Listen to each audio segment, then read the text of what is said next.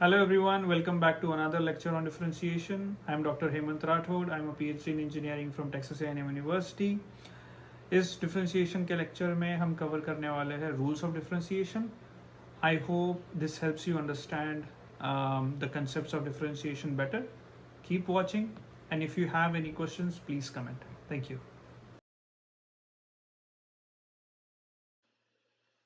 Okay, now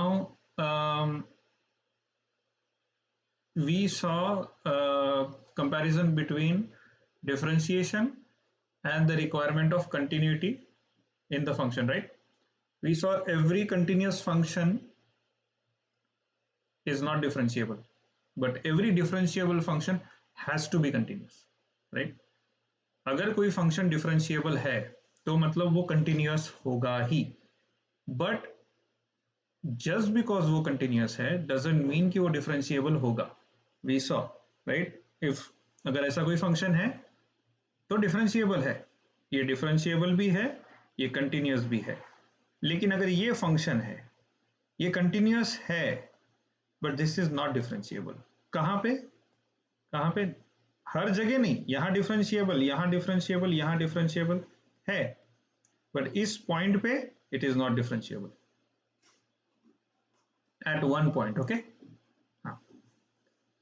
so at one point it is not differentiable, मतलब उस function को हम नॉन डिफरेंशिएबल समझ के चल सकते हैं, because there is a point जहां पे वो डिफरेंशिएबल नहीं है. लेकिन ये जो है कंटिन्यूअस फंक्शन हर पॉइंट पे डिफरेंशिएबल है, so we don't have to worry about it at all, right? Okay, so now अभी हम लोग देखेंगे rules of differentiation, which is section 9.2 in your book, rules of differentiation. ये रूल्स ऑफ डिफरेंशिएशन बहुत important है. इतने important है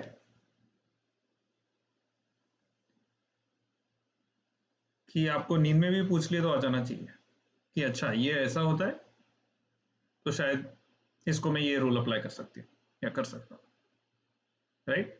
देर are rules of differentiation. कैसे? और वो रूल ज्यादा डिफिकल्ट नहीं है, they are simple. Let's say कोई फंक्शन है y is equal to F of X, right? लेकिन ये फंक्शन बनता है दो अलग फंक्शन को ऐड करके, u प्लस v, राइट? ये हो सकता है g ऑफ x, ये हो सकता है h of x. Okay, so मैं इसको सिंपल लेता हूं, y equal to U plus V. एक फंक्शन है y जो दो फंक्शन को ऐड करके बनता है. ना, it is always easier to see this function in graphical form. अगर ये कोई ऐसा फंक्शन है u और ये दूसरा फंक्शन है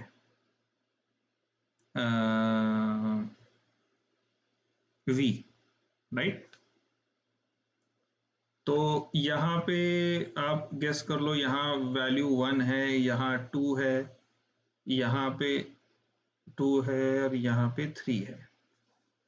ठीक है, तो अगर ये दो पॉइंट है, मैं दो ही पॉइंट लेता हूं फंक्शन के दोनों एंड पे, तो अगर y equal to U plus V है तो y का पॉइंट क्या हो जाएगा? 1 प्लस 2 3 हो जाएगा ये. एंड देन यहां पे क्या हो जाएगा? 2 प्लस 3, नहीं, 2 प्लस 3, ये इसको मैं 2 ले लेता हूं ना. This is, let's say this is 2, this is 3, this is 1 and this is 2 for simplicity. Okay, so ये 5 हो जाएगा. 2 plus 3 equal to 5, right? So we got y, which is u plus v, right? Now हमें ये देखना है कि ये एक फंक्शन दो फंक्शन के एडिशन से बना है. अगर आप लोगों को याद होगा तो हमने एक और फंक्शन देखा है जिसका हमने एडिशन किया है ट्रिग्नोमेट्री में. याद है कौन सा फंक्शन? जिन दो फंक्शन के एडिशन किए थे हमने। एग्जैक्टली एग्जैक्टली अगर ये एक्स एक्सिस है और ये वाई एक्सिस है तो साइन थीटा का कर्व होता है ऐसा, right, 0 to π, 0 to π and 2 π, right. बी यहां पे π/2 हो गया, राइट, यहां 3π/2, ओके। और कॉस थीटा, कॉस होता है, ड्रॉ विद अनदर, कॉस होता है ऐसा,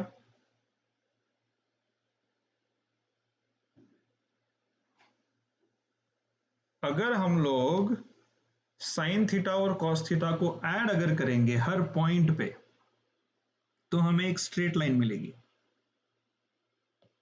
हमें एक ऐसी स्ट्रेट लाइन मिलेगी, वो होगी function y is equal to function sine x plus function cos x। कैसे, इसको अगर समझना है, थीटा इक्वल टू 0 पे कॉस x की वैल्यू 1 है, साइन x की वैल्यू 0 है, तो y इक्वल टू 1 हो गया। π/2 पे cos x की वैल्यू 0 है लेकिन sin x की वैल्यू 1 है, फिर से 1 आ गया। थीटा इक्वल टू पाई पे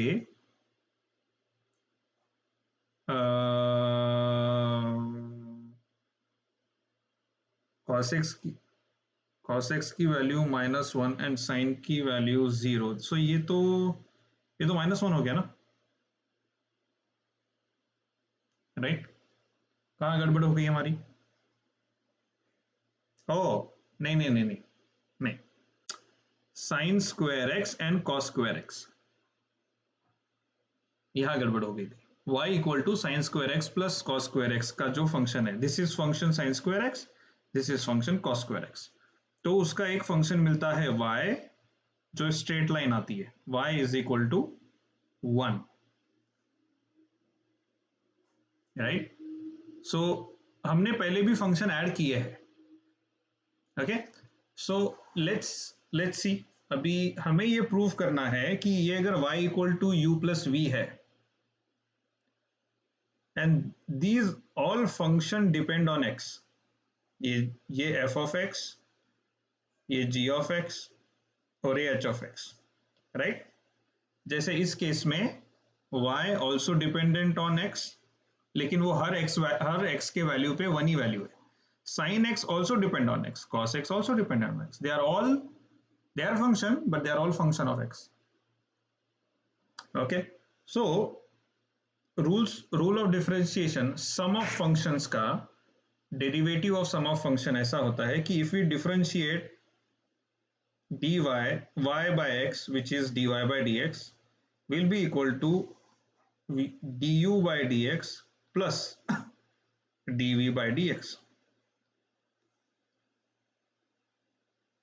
राइट। आवाज आ रहा है मेरा आपको? नहीं। And then now let's take an example, y equal to sin square x plus cos square x, right? If we take this example, then simple,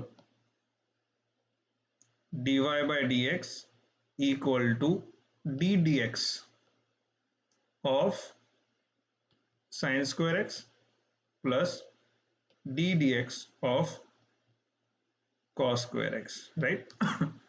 तो ये हो गया एग्जाम्पल, इसको हम सॉल्व कर सकते हैं। what is d dx of sin square x, what is d dx of cos square x, right? That means derivative of sin square x with respect to x, derivative of cos square x with respect to x, right? Now let's see,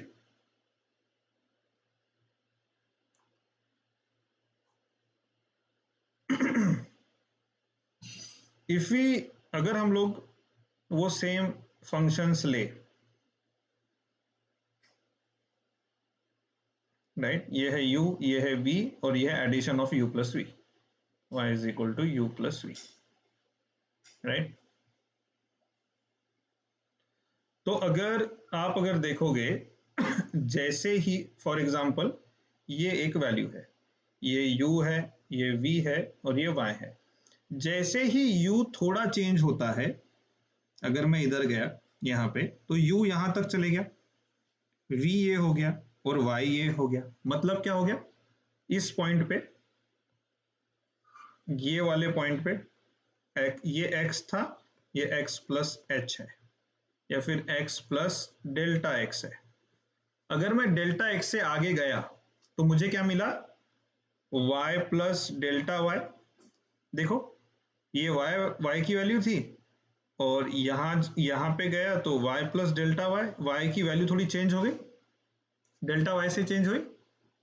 अगर logically देखोगे तो this is equal to u plus delta u plus v plus delta v।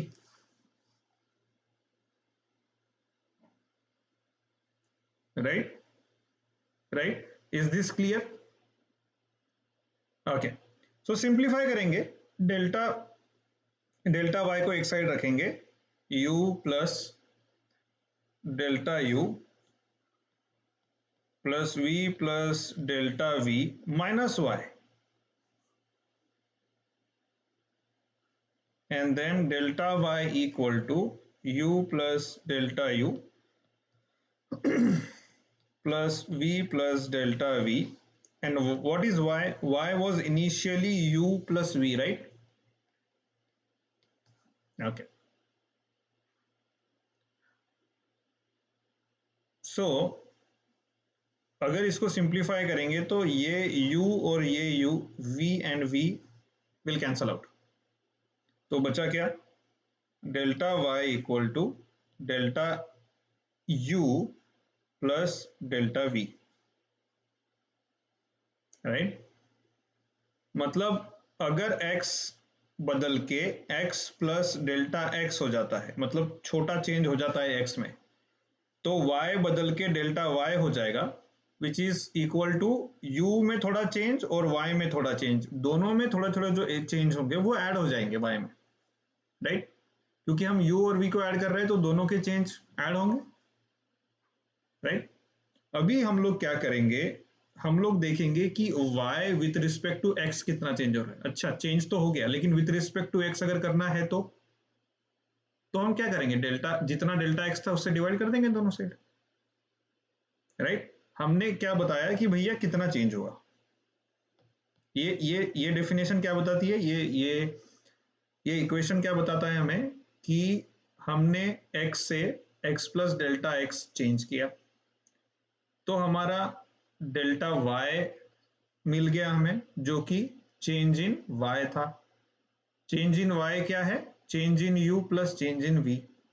अब ये जो change with respect to x कितना हुआ, x तो change हुआ डेल्टा x इतना, विथ रिस्पेक्ट टू देम अगर चेंज हुआ देखना है तो डिवाइड कर देंगे कि भैया डेल्टा y डेल्टा x के हिसाब से कितना चेंज हुआ, तो divide by delta x equal to delta u plus delta v divide by delta x।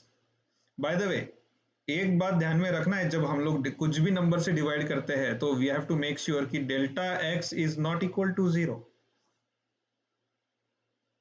That means delta x is a real change, x से थोड़ा आगे गए हम लोग या थोड़ा पीछे है, वॉट एवर चेंज हुआ x से, डेल्टा x रियल चेंज है, नॉन जीरो चेंज है, ओके okay? अगर जीरो चेंज हो जाए तो this is invalid equation, it has to be non zero, right. लेकिन इसमें और एक चीज डाल दूंगा मैं, व्हाट इफ मैं आपको बोलूं कि डेल्टा एस बहुत ही छोटा है, उसको मैथमेटिकल टर्म में क्या बोलते हैं, डेल्टा एक्स बहुत ही छोटा है, exactly limit of delta x tends to zero is your is saying कि डेल्टा एक्स बहुत छोटा है। सो नाउ अगर हम लोग इसको लिमिट लगाते हैं, limit delta x tends to zero, delta y upon delta x equal to limit delta x tends to 0, delta u upon delta x plus delta v upon delta x, right? इसको मैं simply ऐसे भी लिख सकता हूं, right? मैं पहले ही लिख सकता था, let me rewrite it again. Delta y upon delta x equal to limit delta x tends to 0 delta u upon delta x plus limit delta x tends to 0 delta v upon delta x, right? Okay, now limits जब पढ़ रहे थे तब हमने देखा कि जो delta है that is what, big change, big change, right? लेकिन when we know, so that means delta y, delta x, delta u, delta v, they are all what, big change, big change. Now we know कि limit delta x tends to 0 है, तो ये क्या हो गया, small change, या फिर very small change, या फिर इनफाइनाइटिसिमल चेंज, राइट?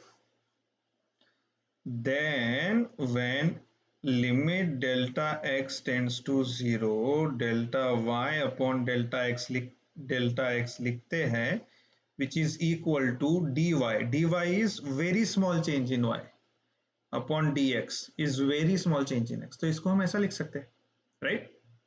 तो ये जो इक्वेशन है, इसको अगर हम यही सेम थॉट प्रोसेस अगर लगाते हैं, small change versus big change, तो पहली टर्म हो जाएगी dy by dx equal to du by dx plus dv by dx, and that's it, right? So differentiation क्या है, हमें कौन सा फंक्शन दिया था, y equal to u plus v, right? Differentiation क्या है कि ये जो y है वो विथ रिस्पेक्ट टू x कैसे बदल रहा है, दैट मीन्स उसका dy by dx क्या है।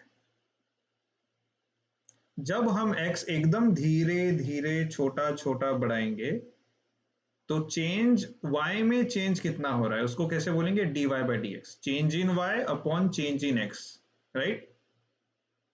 है ना? अगेन dy का मतलब y2 माइनस y1 ही है, लेकिन एकदम छोटे छोटे। dx क्या है, x2 माइनस x1 ही है। अगेन dx क्या है, difference in x, initial and final. x2 minus x1 को dx कब लिखते हैं, जब x2 माइनस x1 बहुत ही छोटा होता है। Okay, is that clear now? ये है theorem number 1, it was very easy. दूसरा थ्योरम, अगर y equal to u minus v है फंक्शन तो सिंपली इसका डिफरेंशिएशन हो जाएगा dy by dx equal to du by dx minus dv by dx, that's it, right?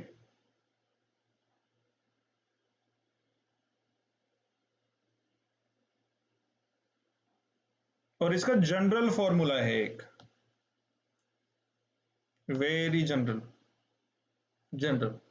which is y equal to k1 is a constant times u plus or minus k2 times v plus or minus k3 times w plus or minus goes on, right?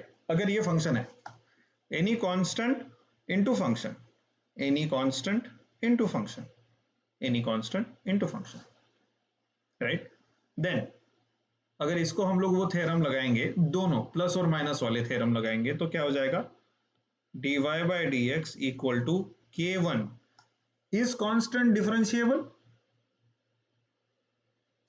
constant is not differentiable, we can only differentiate something which changes with respect to something else, right? अगर जैसे ये distance है, ये time है, जैसे जैसे for example एक आप एक जगह पे हो और आप एक जगह से दूसरे जगह गए हो, तो जैसे जैसे आपका डिस्टेंस बढ़ रहा है, एक्स एक्स बढ़ रहा है, राइट, डिस्टेंस, वो टाइम के साथ बढ़ रहा है क्योंकि आप आगे बढ़ते जा रहे हो, टाइम बढ़ते जा रहा है, राइट। तो हम लोग change of distance upon change of time निकाल सकते हैं, मतलब कितने टाइम में कितना डिस्टेंस गए आप। तो हमें क्या मिल जाएगा, वो dx बाई डी टी, जिसको हम वेलोसिटी बोलते हैं,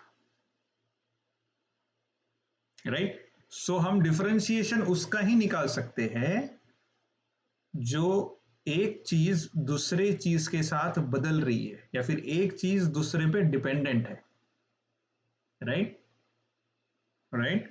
अगर मैं बोलूं कि आप का आपका डिस्टेंस टाइम के साथ बदल ही नहीं रहा, आप एक जगह पे ही खड़े हो, एक्स वहीं का वहीं है, बदल ही नहीं रहा टाइम के साथ, तो मैं dx बाई डी टी करूंगा तो मेरा dx कितना है, टाइम के साथ बदल ही नहीं रहा, तो x2 minus x one zero हो गया। So it is not differentiable, मतलब आप मतलब it is differentiable, it is just that कि उसका चेंज जीरो है, राइट। तो dx by d t equal to zero, तो तुम्हारा अगर तुम एक ही जगह खड़े हो तो तुम्हारा वेलोसिटी भी जीरो है, राइट। So if x is constant, उसका डिफरेंशिएशन जीरो होगा, राइट। और constants does not depend on variable, they are constant, they does not depend on anything, right। that's why ये जो k है, because it does not depend on x, उसका differentiation उसको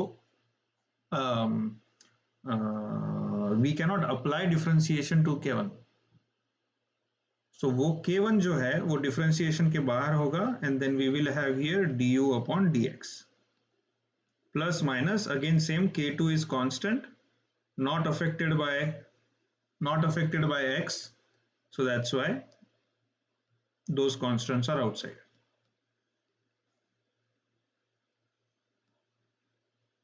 okay। Okay, now comes थोड़ा और difficult, I would say. पहला वाला बहुत ही इजी था, सेकेंड वाला जो है वो इंपॉर्टेंट है, लेकिन डिफिकल्टी लेवल थोड़ी ज्यादा है, ज्यादा नहीं, आप एक दो बार देख लोगे, so it will be easy for you, ठीक है। वो क्या है, डेरिवेटिव ऑफ प्रोडक्ट फंक्शन। अभी तक हमने derivative of addition of a function देखा, सब्सट्रैक्शन देखा, now let's see product which is y equal to u multiplied by v। सो इसका डेरिवेटिव होता है dy by d x equal to, पहले u जैसे का वैसा रहेगा multiplied by dv by d x, plus v जैसे का वैसा रहेगा du बाई डी एक्स,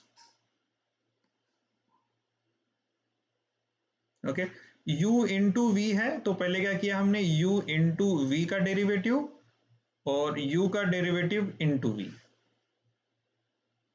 और उनको किया हमने ऐड, राइट, ठीक है। हाँ, तो अगेन हम लोग सेम एनालिसिस लगाएंगे, अगर हमें y equal to u into v है, तो अगर अगर x चेंज होता है x प्लस डेल्टा x में, x में अगर हम थोड़ा चेंज करते हैं, x वो अगर ग्राफ x एक्सिस में अगर जाते हैं हम लोग, थोड़ा आगे जाते हैं, तो हमें दिखेगा कि ओ u में भी चेंज हो गया, u में कितना चेंज हुआ, ओ u प्लस डेल्टा u हो गया x की वैल्यू चेंज होते ही, v हो गया change v plus delta v में, एंड y हो गया change y plus delta y में। सो ये जो इक्वेशन है पहला, ये हो जाएगा y plus delta y equal to u plus delta u into v plus delta v, right. Again delta y will be equal to u plus delta u into v plus delta v minus y, ठीक है। अभी इसको हम लोग थोड़ा multiply करेंगे brackets open करके, delta y equal to क्या होगा u into v u into delta v plus v into delta u plus delta u into delta v minus y क्या हो जाएगा u into v, right. So अगर देखोगे पहली term plus u into v, last term minus u into v will cancel out, तो बचा क्या delta y equal to u into delta v plus v into delta u, right, plus delta u into delta v. Okay, now there is a small trick there.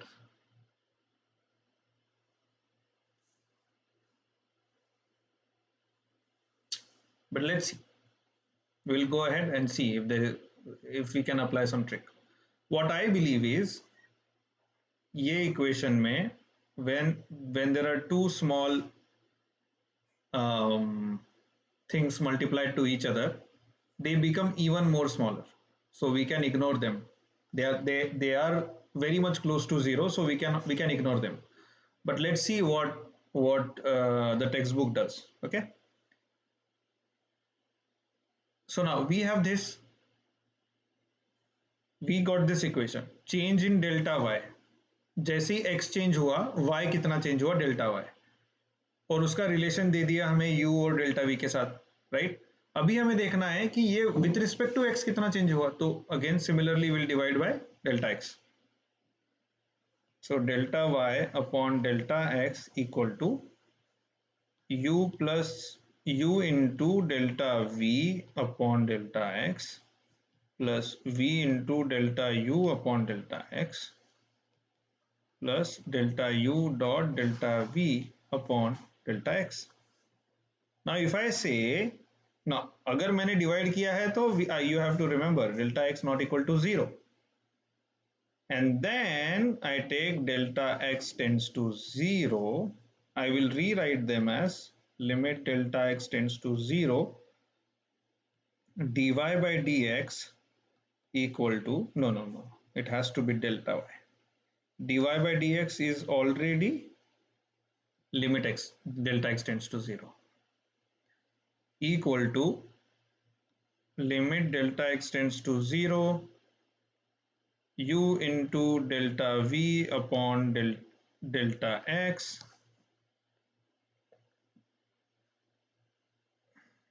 plus limit delta x tends to 0 v into delta u upon delta x plus limit delta x tends to 0 delta u upon delta x multiplied by limit delta x tends to 0 delta v, right. So what I did was delta x को इसके साथ club कर दिया मैंने, दूसरे के साथ भी कर सकते हैं, राइट, एंड देन लिमिट दोनों को अप्लाई हो गया. ओके, नाउ ये इसमें हमको u into delta we by delta x है, यहाँ v into delta U by delta x है. अगर कोई भी फंक्शन है, ये u फंक्शन है समझो ऐसे, और यहाँ पे x की वैल्यू है, तो डेल्टा x कहाँ हो जाएगा, थोड़ा बाजू में हो जाएगा, इतना डेल्टा x है, राइट. तो u एट x चेंज होता है क्या with respect to delta x, u तो u ही रहेगा, u eight x, right. So ये जो u की वैल्यू है ये तो u एट x है, yes or no. So that does not depend on delta x, right, u is u. हाँ, change in delta v depends on change in x, but does u depend on delta x? नहीं, जैसे ही मैं x change करता हूं मेरा u change हो जाता है, लेकिन ये वाला जो u है कांस्टेंट, मतलब एक x पे एक ही u मिलेगा मुझे, राइट. तो ये जो u है एक x पे, इसको कांस्टेंट ले सकते हैं हम लोग, इसके वजह से इसको I can rewrite this as u into limit delta x tends to 0 delta v upon delta x plus, again same, v at that particular x does not depend on delta x. Delta x में कितना change कर रहा हूं मेरा v change होगा क्या, right? Again if it is not clear to you, अगर ये कोई x की वैल्यू है, राइट, मैं यहां से कितना दूर जाता हूं मेरी x पे वैल्यू चेंज होगी क्या u की? नहीं, वो तो वही रहेगी. मैं मेरा delta x tends to zero, मैं यहां इतना लू या इतना लू, हाँ मेरा डेल्टा यू चेंज होगा. इतना पहले डेल्टा यू इतना हुआ मेरा, राइट, फिर मैं इतना चेंज हुआ तो मेरा डेल्टा यू चेंज हो गया, फिर मैं यहां तक ही चेंज किया तो मेरा डेल्टा यू चेंज हुआ, राइट. मेरा डेल्टा यू चेंज हो रहा है, मतलब change in you depends on change in x, but my function you depends on x. कितना डेल्टा एक्स मेरा कितना चेंज होता है, उससे यू की वैल्यू चेंज नहीं हो रही है वो पर्टिकुलर एक्स के लिए, राइट. ये एक्स पे वही वही है, और same with v. So we will treat it as constant for time being based on our based on our analysis कि it does not change with delta x. So delta u upon delta x हो जाएगा plus. now जब हम लोग ये जो term है ना, जब change in x is close to zero, so change in delta change in v should also be close to zero. कोई भी फंक्शन है समझो v, और ये x है, यहाँ ये x1 है, उसकी वैल्यू है यहाँ v1, ये है x2, उसकी वैल्यू है यहाँ v2. अगर x1 और x2 में डिफरेंस होगा तो मेरा v1 और v2 भी बड़ा होगा, डिफरेंस बड़ा होगा उनमें. लेकिन अगर मैं x1 और x2 का delta x tends to zero कर दूं, बहुत ही कम कर दिया मैंने x1 और x2 उनमें डिफरेंस, मतलब मेरा x1 के जस्ट बाजू में x2 है यहाँ पे, तो v1 माइनस v2 भी ऑलमोस्ट जीरो के पास आ गया, राइट. सो ये जो टर्म है इसको जीरो लिख सकते हैं हम. When delta x tends to zero delta v tends to zero, तो वो पूरी टर्म जीरो हो जाएगी.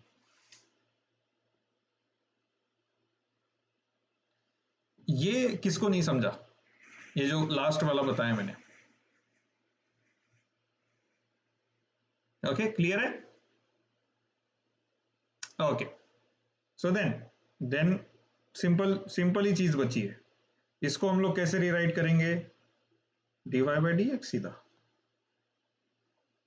सो dy बाई डी एक्स क्या हो जाएगा?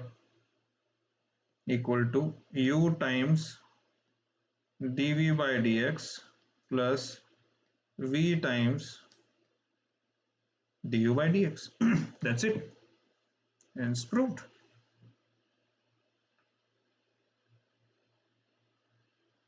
Okay. इसका कोरोलरी ऐसा है कि हमने सिर्फ देखा था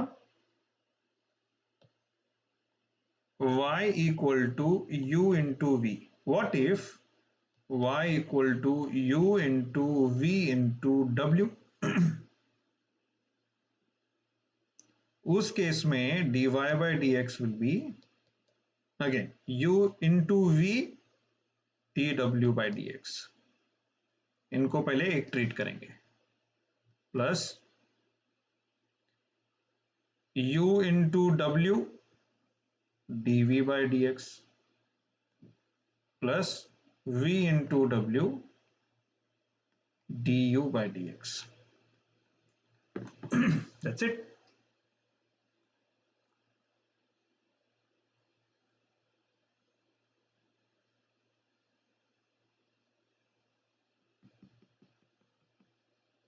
Any questions about this theorem?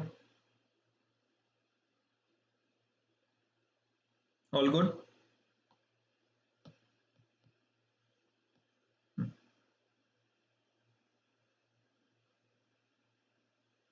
Okay, now let's go to the last theorem, which is derivative of quotient of function. Derivative of quotient of function. So, which is 9.2.4. What if your function is y equal to u by v? Again, जो भी denominator है, that has to be non-zero.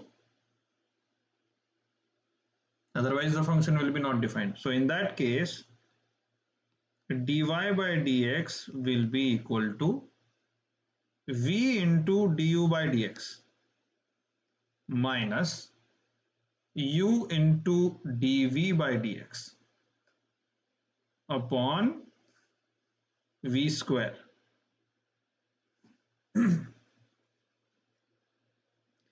u into v है तो पहले denominator constant लिया और numerator को differentiate किया, माइनस न्यूमरेटर को कांस्टेंट लिया, डिनोमिनेटर को डिफरेंशिएट किया, upon denominator square.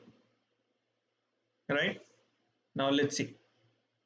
Again same, if we change x from x to x plus delta x, where delta x is not equal to 0, तो हमें सिंपल है, y plus delta y will be equal to u plus delta u upon v plus delta v.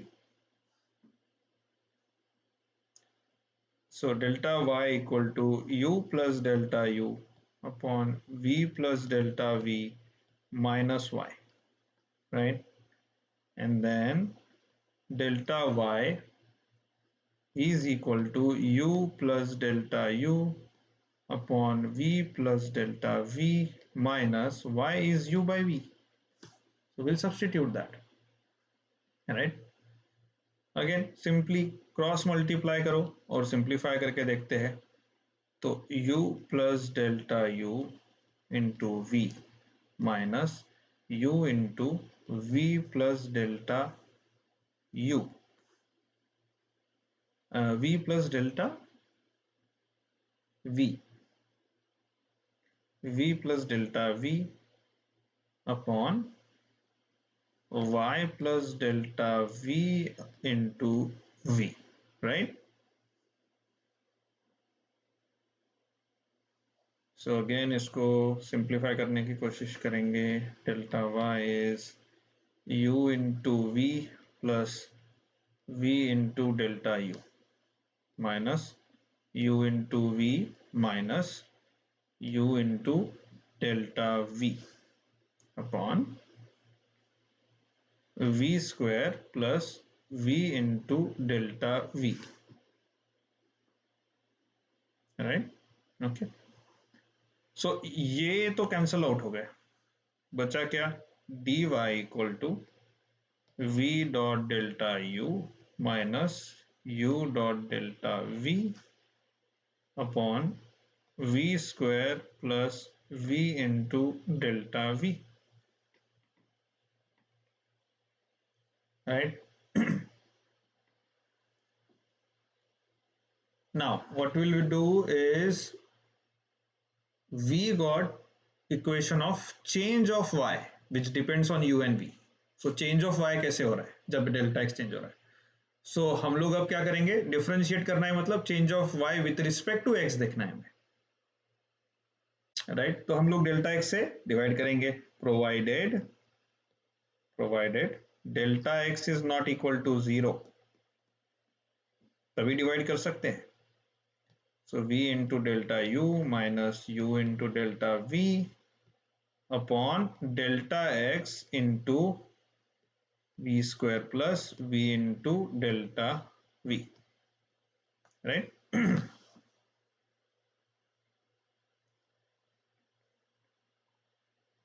So again, when delta x tends to 0, what will happen?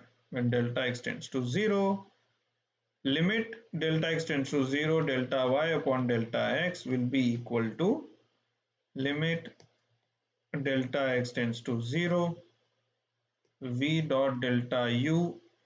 Now what I'll do is I'll divide this numerator by delta x. So what will happen? V into delta u by, I can rewrite like this: v into delta u by delta x minus u into delta v by delta x. I can write like this, right? Into v square plus v into delta v. Now in the last example itself मैंने आपको बताया था कि जैसे ही delta x zero के तरफ जाता है डेल्टा वी की वैल्यू जीरो होने लगती है ना। देखो कोई भी टर्म में देखो आप, इसमें delta U by delta x है, यहां delta we by delta x है। अगर ये जीरो के पास जा रही है तो ये भी जीरो के पास जा रहा है, लेकिन दोनों का डिवीजन, व्हाट इफ ये 0.01 है और ये 0.01 है, इसका डिवीजन हो जाएगा 1 which is not equal to close to 0। But यहां पे डेल्टा वी 0.01 है which is close to 0, right. So दो छोटे नंबर को जब हम डिवाइड करते हैं तो उनका जीरो होने का चांस बहुत कम है, लेकिन सिर्फ एक छोटा नंबर है जिसको डिवीजन नहीं है, जस्ट सिंपल स्मॉल नंबर, तो उसके साथ कोई भी नंबर को मल्टीप्लाई करो उसको छोटा ही कर देगा। So v into delta v छोटा हो जाएगा। सो हम लोग डेल्टा v को when delta x tends to 0 delta v also tends to 0। Okay, तो हम इसको यहां इक्वल टू 0 सब्सटीट्यूट कर देंगे and then we will rewrite limit delta x tends to 0 delta y upon delta x equal to limit delta x tends to 0 v into delta u upon delta x minus u into delta v upon delta x whole upon v square. Getting my point? हाँ, अभी हमने जितने भी theorem देखे उसमें एक चीज देखी, delta x tends to 0 so delta v tends to 0। इसको बोलते हैं इंजीनियरिंग जजमेंट। देखो डेल्टा वी टेंड्स टू 0 है, डेल्टा वी पूरा 0 नहीं है, लेकिन फिर भी हमने उसको 0 ले लिया। क्यों? क्योंकि वो इतना छोटा नंबर है ना, उससे ज्यादा फर्क नहीं पड़ेगा हमारे एनालिसिस में, राइट। सो अगर आप कोई इंजीनियरिंग प्रॉब्लम सॉल्व कर रहे हो, लेट्स से आप कार बना रहे हो और आपको टेस्ट करना है कि आपका कार का स्पीड कितना है। फॉर एग्जांपल आप इंजन डिजाइन कर रहे हो, इंजन के कुछ वेरिएबल्स होंगे, कुछ पैरामीटर्स होंगे, राइट। उनके कुछ जो भी वेरिएबल पैरामीटर्स है वो एक दूसरे पे डिपेंडेंट हो गए और इनके आपको डेरिवेटिव निकालना है। सो आप बहुत लेंदी कैलकुलेशन करते हुए होंगे जहां डेल्टा वी भी ले लिया, सब करोगे, या फिर आपके पास ऑप्शन है कि जो भी छोटे छोटे है उसको हटा दूं मैं और जो मेजर नंबर है उसको लूं। तो मेरा आंसर जो है, फॉर एग्जांपल मेरा आंसर अगर सबको ले लिया होता और मेरे को 10 दिन लगे होते कैलकुलेशन करने के लिए, मेरे कंप्यूटर को भी 10 दिन लगे होते कैलकुलेशन करने के लिए, और मेरा आंसर कहीं तो आ रहा है समझो 121, और मैंने क्या किया, मेरा कंप्यूटेशनल टाइम और मेरा अपना टाइम बहुत कम करना है, मुझे जल्दी सॉल्व करना है, तो मैं क्या करूंगा, ऐसे फालतू की टर्म्स जो एकदम छोटी छोटी है उसको मैं अवॉइड करूंगा, या फिर उसको मैं उतना इंपॉर्टेंस दूंगा नहीं, और मेरा आंसर आएगा 120। नाउ इंजीनियरिंग पर्सपेक्टिव से इसको मेरे को लगे 10 दिन और ये हो गया 2 घंटे में। सो इंजीनियरिंग पर्सपेक्टिव से मास प्रोडक्शन करना है, कंपनी चलानी है, मेरे प्रोडक्ट्स मुझे बेचना है, कौन सा सही रहेगा? 120 जो आंसर मिला मुझे 2 घंटे में, क्योंकि 120 आंसर भी परफेक्ट है, उसमें एरर लेस देन 1% है, राइट। So that is the thing. So that's why delta x tends to 0, तो डेल्टा वी को 0 ले लिया हमने, और डेल्टा वी टेंड्स टू 0 है, इक्वल टू 0 नहीं है, लेकिन हमने इक्वल टू 0 ले लिया क्योंकि हमें अननेसेसरी कैलकुलेशन नहीं करना है, हमको सिंप्लीफाई करना है और हमको अप्रोक्सीमेट वैल्यू चाहिए। ओके, चलेगा। Now it's very simple, we know limit delta x tends to 0 क्या होता है, It is dy by dx equal to v into du by dx minus u into dv by dx upon v square, and that's it.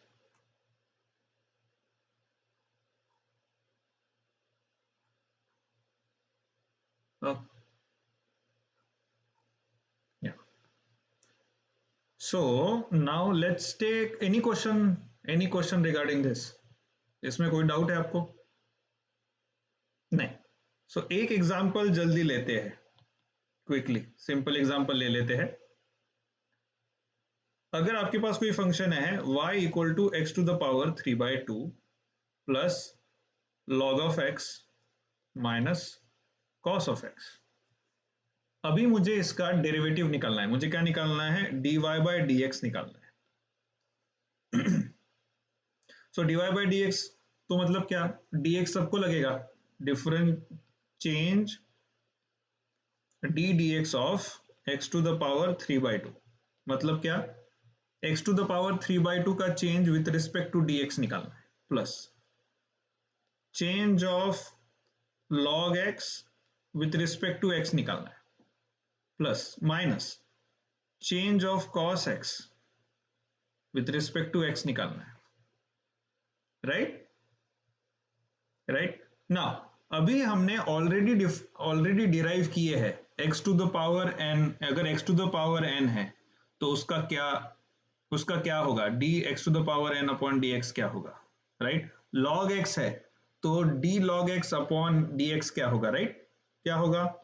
x to the power n का n x to the power n minus 1. Right. Okay, तो हो जाएगा 3/2 x to the power 3/2 minus 1. Right. और d log x upon dx का हमने देखा था, वो होता है 1/x. Right. And minus d cos x upon dx का क्या होता है? Minus sin x. Very good. सो बचा क्या मेरे पास? 3/2 x to the power 1/2 plus 1/x minus plus sin x. That is your dy by dx.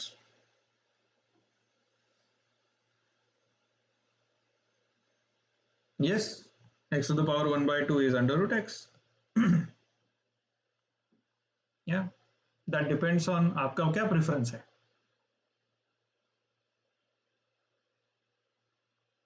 Right. हाँ, any question?